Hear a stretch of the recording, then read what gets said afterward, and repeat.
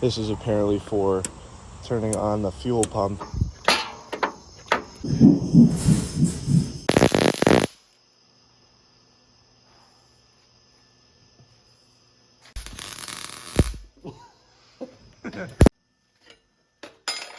No! That sounds horrible, Dad. Yes. Easy DIY, make it at home with popsicle sticks and chewing gum. You too, kids. That's all you need.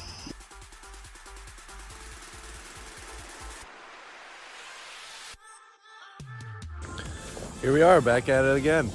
Today the body mount bolts are coming off. I'm gonna lift the tub off if I can. We just got a huge piece of sheet metal. This will be used for a lot of body repair. Had it covered up for the night because it rained. Body mount bolts are pretty new because the guy that had it before us just had the body off, just working on some stuff like in the transmission. He did a clutch and then put in new mounts and stuff, so shouldn't be too difficult, but said that last video and it turned out to be pretty difficult, so we'll see what happens. You guys might have noticed that this video is a lot longer than usual. Today we're just going to be doing a lot of different things. We even had to make some tools to pull the hubs off and do a lot of welding. This is going to span over basically like 3 or 4 days of work. We're going to be doing like weekly uploads from now on, just to keep the content coming out in a more regular fashion, and hopefully the videos will be a little bit more interesting as well. So I took out all the body mount bolts. By all of them, I mean literally 3. It's free right now. The only issue is that like if you pick up the back corner, like the whole thing just bends and like feels like it wants to fold up around the footwells. So it's going to be a 2-person job, and I'm not going to pull that off right now. Another problem is all this wiring, which one would be a total fire hazard if we wired it all in with all this stuff. It's also just complicated, and I feel like if we made this whole harness ourselves, we would actually know what's going on. But even though it's labeled, it's just really confusing, so we're probably just going to get a whole new wiring harness for them. Not too expensive apparently, so it should be fine. And right now, because the tub has to come off, we're going to just cut all those wires right where they come out of the firewall.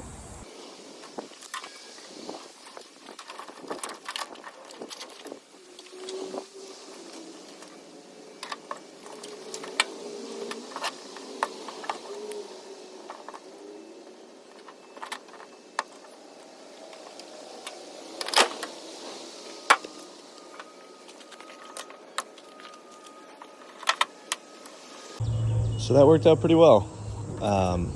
Just really simple, just cutting wires obviously, but it's hard for me to cut out these wires that are labeled like fuel pump and such. But I really don't see a point of keeping them when we have the wiring and all the connections here to make it work with the new harness. If you guys want to look up in here at how rusted out this stuff is, I mean, it just flexes like crazy. It wants to bend in half when the body's lifted up at any corner. That's just another thing that we're gonna have to figure out. Oh yeah. So the other day I was looking at a YouTube video of this guy just getting this Mustang freed up from a field where it had been sitting for 30 years, and the brakes were locked up when he got to it. And what he did is he took off all the wheels, and then he just kind of banged on the brake drums a little bit with a big hammer, probably just to get some of the rust moving around in there and freed up a little bit. I'm gonna take these off, see what I can do in terms of getting these brakes unstuck. Worst comes to worst, I just take apart the whole, take off the drum and just pull the shoes out, and then hopefully she'll be free to move unless it's something going on with the axles.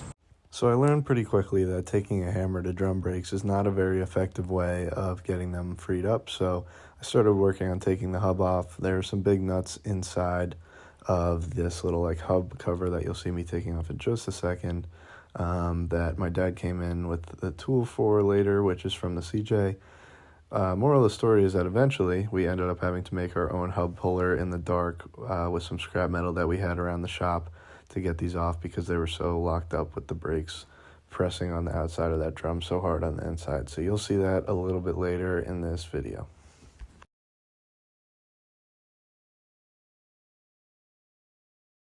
For now, I'm just gonna leave it for a little bit. I gotta go do some stuff for work, so wish I could go farther, but that's it for now. Also, in addition to that big piece of sheet metal that we also got this parts cleaner from Jags. Fluid for that should be coming soon, and there's a lot more on the way just to assist us in this process. Because we're taking the entire thing down to basically a bare frame, all the engine's gonna be apart pretty much, and like all the interior pieces are gonna be out. We're just gonna wash and sand and deal with as much of the rust and grime and all that as we can while it's all off. So that's what this is for. Keep you updated as new stuff comes in. It's getting dark and I'm gonna try to film as much as possible. However, we got the tub off the frame. Sorry I didn't get a little video of that for you guys. It was kind of like a spontaneous, like, do you think we can do this? And then we just kind of picked it up and walked away with it. This is on sawhorses right now. Frame is looking good. No rot anywhere. The inside of the frame is all like nice and painted over there, probably original paint. We got our first look at the clutch, which seems to be doing a decent job. This is on an angle because this was converted to four-wheel drive, and we're gonna bump the part where that connects to the frame up like an inch that way for both of those bolts. And the brake pedal is just like no bueno.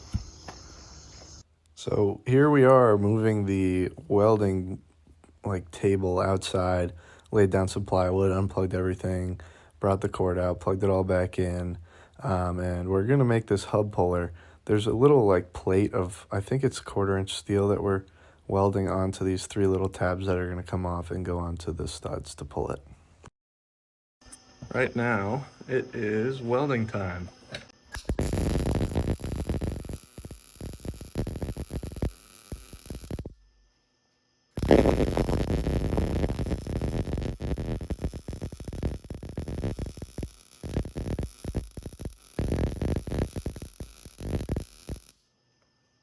That ain't going nowhere. Yeah, like half the time. No!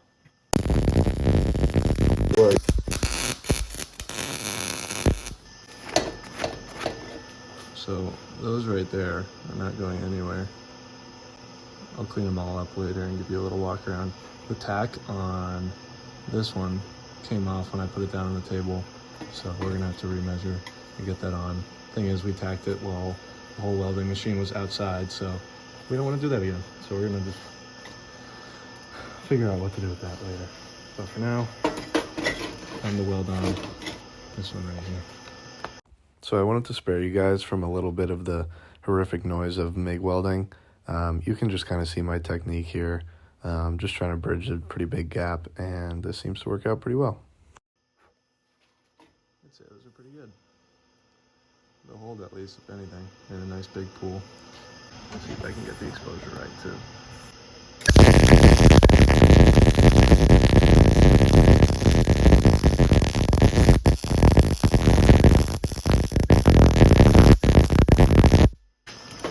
Let's get the wire brush in here. This is really no prep, quick and dirty sort of job. Also, I'm 18 and I've done a good bit of welding, but I'm no pro for sure. So we finally got the hub puller that we made to fit just right. We just had to make a T-handle for this big bolt so that it would be easier to turn to pop this off under some more strain. So that's what you'll see in the next few clips.